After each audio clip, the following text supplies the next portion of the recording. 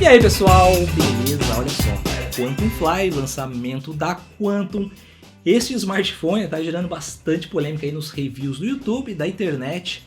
O canal Tech foi um dos canais que pegou pesado com esse smartphone, fez críticas duras. Inclusive, muitas pessoas me mandaram mensagem falando para eu soltar logo a minha análise, minha opinião, para saber o que eu penso deste smartphone, e eu vou falar logo mais para você. Esse vai ser um review meio vlog, onde eu vou dar a minha opinião. Inclusive eu vou citar alguns canais, alguns veículos, justamente para dar a minha opinião. Mas não é treta, tá pessoal? Chega de treta nesse canal, já basta a película. O intuito é justamente trazer um outro ponto de vista, né? Então acho que o YouTube tá muito chato com esse negócio de cada um do seu lado. Eu até entendo que esses canais são empresas, mas é legal a gente fazer esse cruzamento de informações, debater sobre a opinião de um outro profissional, de um outro colega especialista. Claro que cada um respeitando a opinião do outro, mas é legal para você ter esses diferentes pontos de vista para poder formar a sua opinião na compra de um produto ou de um smartphone como esse, beleza? Então vamos verificar agora e eu vou começar a falar de alguns itens principais. Eu até fiz uma anotação porque tem bastante coisa, eu não quero esquecer de falar nada. E a principal é o design, né? Afinal, sempre quando você vê um smartphone, a primeira coisa que você já analisa é o design dele. E obviamente não tem como você não perceber que ele é semelhante ao iPhone 6 em algumas características, como na parte inferior, um pouco também na parte de trás, inclusive se assemelha com o Vibe K5.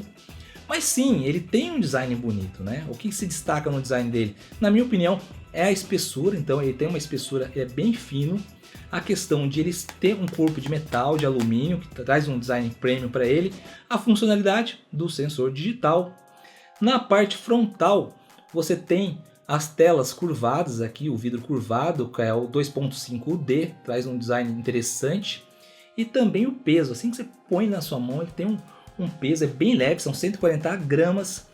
Ele inclusive tem uma pegada bacana e ele não escorrega fácil, como o Quantum Go, que é o irmão mais velho dele. Quem tinha um Quantum Go, que é esse aqui, ó, olha só, esse celular tinha vida própria, olha só. Cara, se você deixar em cima da mesa e vacilar, ele é certeza cair, cara. Olha só, é muito...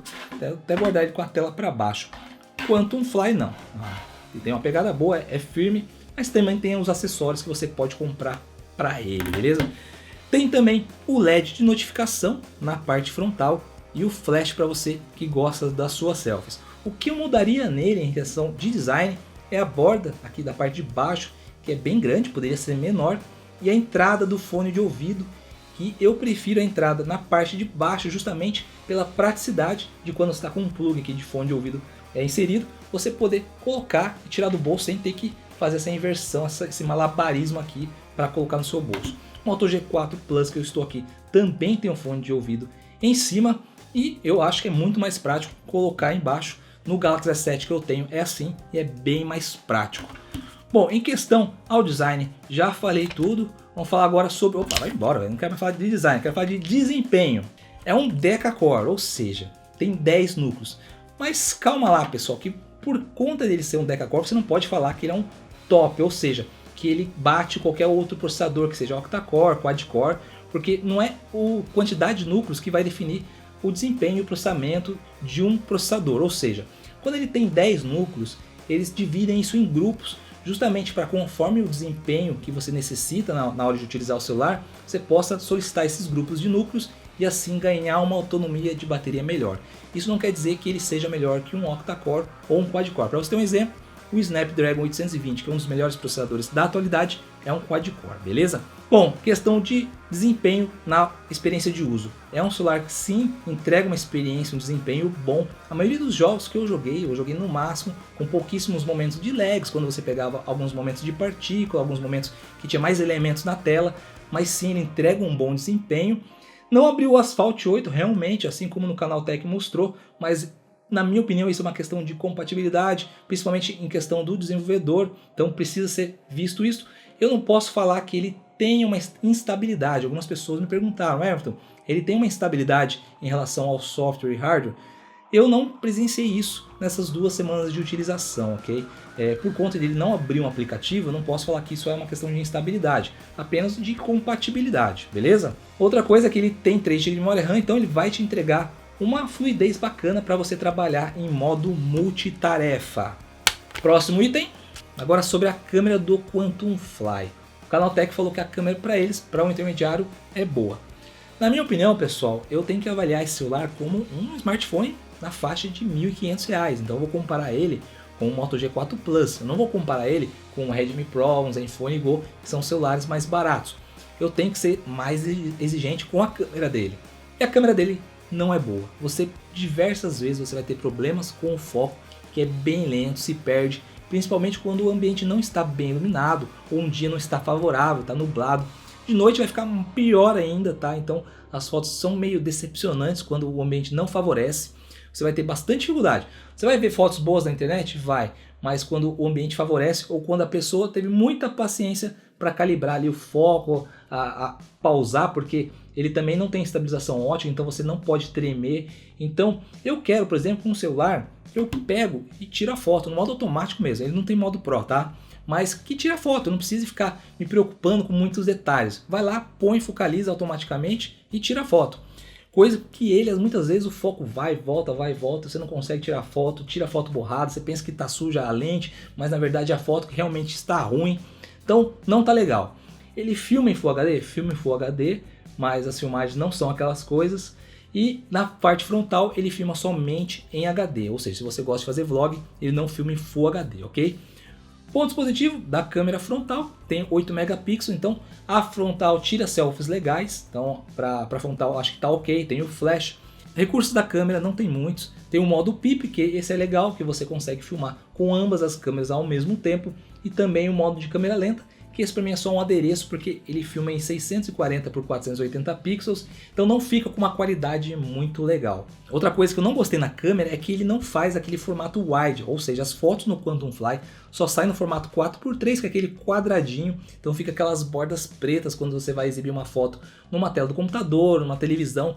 Eu não gosto disso, e você mesmo que diminua a resolução, sempre vai manter esse formato 4x3.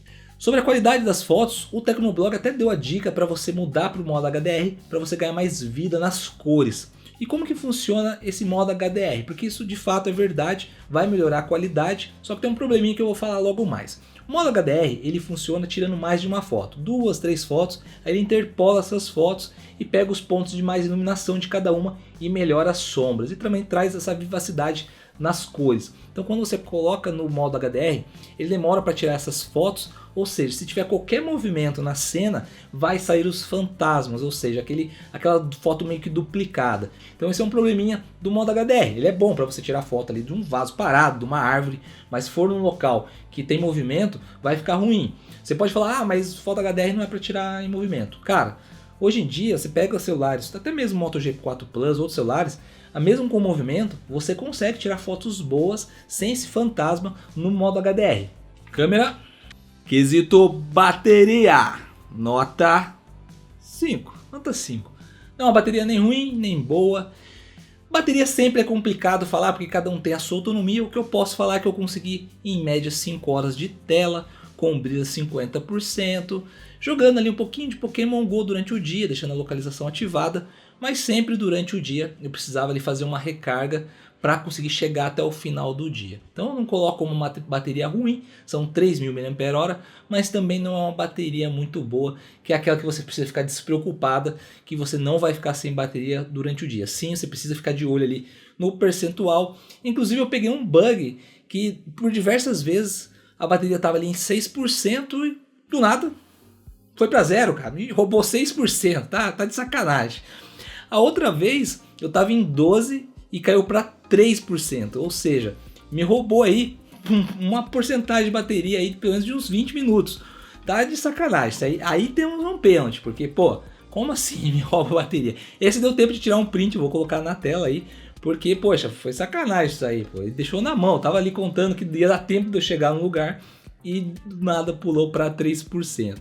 Aproveitando que eu tô falando desses bugs, tem um outro bug curioso que é no GPS. Ele funciona bem com o Waze, com o Maps também, mas com o Pokémon Go, diversas vezes eu estava em São Paulo no trem e eu estava andando sobre as águas do Rio Pinheiros. Então o Quantum Fly, ele não me fez voar, mas ele me fez nadar ali no Rio Pinheiros por diversas vezes, um fato curioso.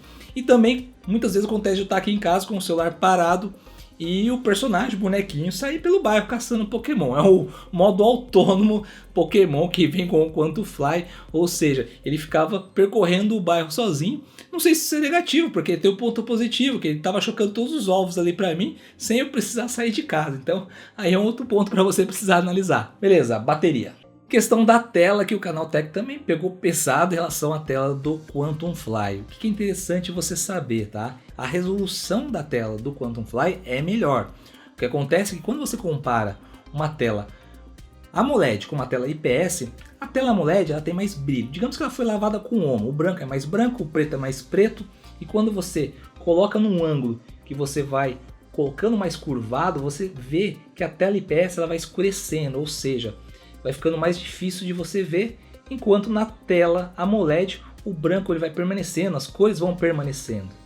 Já em relação ao branco e o preto eu não senti muita diferença. O branco sim, ele puxa um pouco mais para o amarelo no Quantum Fly. Então quando você compara tela a tela, lado a lado, você sente essa diferença. Mas é uma coisa que se você não tem um celular de referência, você não percebe e não chega a incomodar. Tela. O Android que vem com o Quantum Fly é o 6.0 Marshmallow. Eu não entendi o porquê que o Canal Tech falou que estava obsoleto, defasado. Se é a versão que está saindo, até mesmo no Note 7 que saiu, foi lançado, está saindo com o Android 6. Ou seja, as fabricantes precisam de um tempo para atualizar, por mais puro que seja o Android, tem sim uma customização, aprovar com o Google, não é assim tão rápido. Pelo fato de ser um processador da MediaTek, a gente sabe que tem um histórico de demorar um pouquinho mais as atualizações. A Quantum não deu uma previsão, mas falou que vai se esforçar para trazer sim um lugar para o Quantum Fly. Em relação aos aplicativos, ponto positivo para a Quantum, ela não abarrotou o celular de aplicativos desnecessários, então em relação a isso está bem limpo a interface do Android. Mais um para a conta. Som agora. O som também, que o Canal Tech bateu pesado, os caras fizeram até careta. Mas realmente o som não é bom, tá? Não é ruim também, a ponto de você ter que fazer careta e tal. Quando você coloca lado a lado, por exemplo, com o Moto G4 Plus, que também é mono, você sente que o som dele distorce, não é um som tão claro. O som do Moto G4 Plus é um som mais limpo. Você vai ver isso no comparativo que eu vou fazer. Então se você gosta de escutar som pela caixa do alto-falante do celular, você vai ter que abrir mão um pouquinho dessa qualidade. O fone de ouvido que vem com ele é o intra-auricular, ou seja, aí é de opinião de cada um, se você prefere o intra-auricular ou se você prefere aquele fone de ouvido externo. Eu prefiro esse, mas isso é totalmente questão de opinião de cada um. Já falei sobre o som dele. Slot para cartão SIM, ele é um Dual SIM, aceita o 4G nos dois slots, você faz ali a alteração via software. E uma coisa ruim, mas que eu estou vendo que é uma tendência de mercado, que é a questão de o slot híbrido, ou seja, se você tem dois cartões SIM, você tem que abrir mão do cartão microSD. E se você quiser um microSD, você tem que usar um cartão de operadora somente. Então você tem que escolher. Não é uma coisa muito legal, mas a gente entende que as fabricantes estão fazendo isso para manter a espessura do celular cada vez mais fina. Mais um para conta!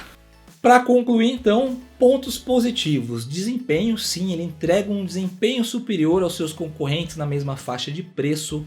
Outro ponto positivo que eu destaco é o design em questão da espessura, em questão do peso, né, que ele é muito leve. A funcionalidade do sensor de digitais também é legal. E como contra que eu coloco é o fato de ele trazer uma câmera ruim. Então se você é um fotógrafo, um instagramer, não é o celular indicado para você. A caixa de som não é uma caixa com um som tão nítido, tão claro. Se você faz questão, é um ponto negativo. E para finalizar, a falta de uma carga rápida. Isso faz uma diferença, principalmente quando você está com pouco tempo para carregar, está no finalzinho da sua bateria. O carregamento dele é linear, ou seja, vai demorar em cerca de 2 horas. Então é um problema quando você precisa de uma carga rápida. Espero que você tenha gostado desse review vlog, que é um modo mais tete a tete de conversar com você. E pode ter certeza que essa foi uma opinião sincera dos testes que eu fiz com o Quantum Fly. Espero que você tenha gostado. Não deixe de dar aquele like para dar uma fortalecida, compartilhe esse vídeo e inscreva-se aqui no canal clicando no botãozinho vermelho inscrever-se. Desejo tudo de bom para você, um abraço e até a próxima. Tchau, tchau!